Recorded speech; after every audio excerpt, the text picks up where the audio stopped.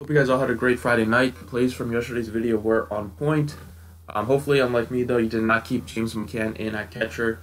I did not check the weather in Detroit close to lock, and I got burned for it as the game got postponed. But I managed to make out of my double ups again.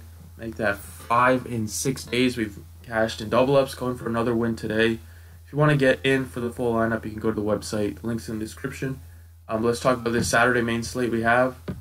It's an 8-game slate, but I think it's going to be a 6-game slate. I think the Philly game and the Pirates game is going to get postponed, but so just to make things easy, I'm going to avoid that game. Those 2 games in my picks. But starting off at pitcher, let's go with Michael Wacha at 8,000. He's facing a very bad, San Diego offense. Padres are one of my favorite teams to target pitchers against because they strike out a lot. And when they're at home, they're playing in a huge ballpark that is just not conducive to runs at all. And Wacha's been pretty good this year, 3.35 earned run average, 31 strikeouts. And, facing the Padres in San Diego, I like the matchup a lot for him, a great big ballpark. And there's not a lot of studs on the slate today, so I think we can go mid-range at pitching with Wacha because, as I mentioned, I think Philly games going to be postponed, so that takes Syndergaard out of consideration. And Morton's a little too expensive, 12.8. So, but let's go with Wacha at 8,000. And then it worked out yesterday going with Matt Koch. Hopefully you guys rolled him out. He almost got 3x value. Do the same thing again today. Go cheap at second pitching with Stripling at just 4,400.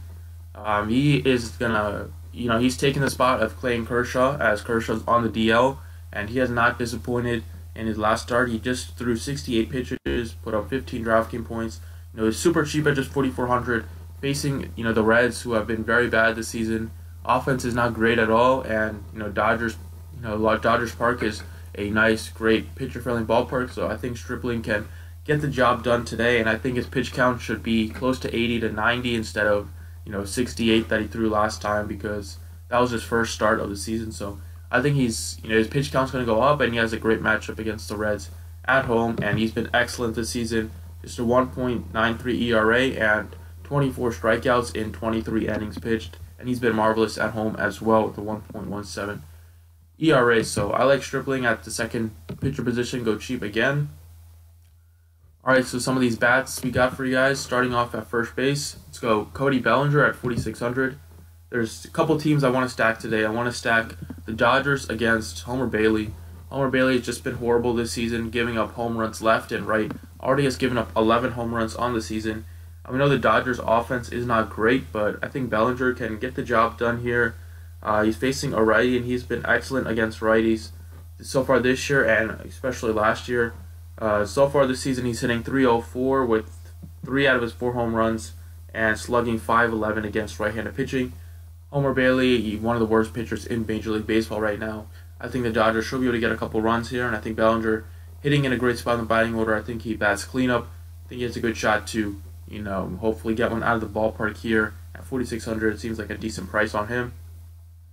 Second base, let's go Ozzie Albies. This guy has just taken the entire league at storm here, and he's just been on fire this season. He's already racked up 12 home runs, and against left-handed pitching, you want to play him against lefties. He's been crushing the ball against left-handers this season in 43 at-bats. He's hitting .419 with a .837 slugging percentage and 4 home runs in those 43 at-bats. Already has a lot of doubles as well, so he crushes the baseball against lefties, and he's facing a pretty inexperienced lefty today on the mound for the Marlins. I think the Braves should be able to put up a good amount of runs, or at least a decent amount of runs, and I think it's going to start with Ozzie Albies leading off for this team. He's just been unreal this season. I expect that to continue today. And then third base, let's go Nolan Arenado at 5,500. Anderson is another guy I want to target against because he's playing in Coors, and he has just not been able to keep the ball in the ballpark this season. He's already given up 10 home runs on the year and just over 45 innings pitched. That's not a very good number at all, and especially in Coors, we saw they put up 21 runs combined yesterday. It's a great ballpark to target.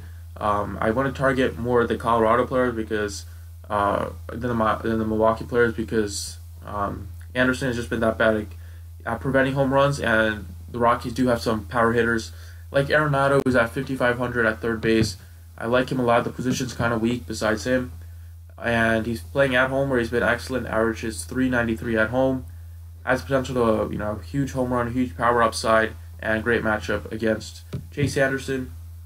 And then finally in the outfield, let's go with another Rocky. That's Charlie Blackmon at 5,600. It's a great matchup for him. He's facing a righty, nice lefty on righty matchup.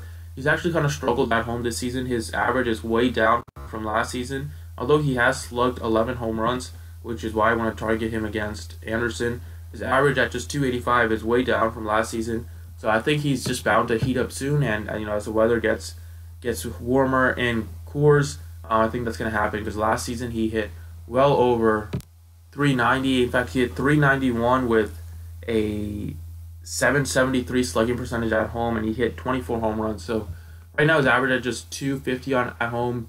It's kind of surprising, but I think that's going to turn around sooner than later, and he's going to get back to the powerhouse hitter that he is at Coors. So I love him in this matchup. I love some of these Rockies players. I love some of these Dodgers. Those are the two teams I want to target against, especially if this slate turns into 6 games. But thanks for watching. I appreciate it, and good luck today.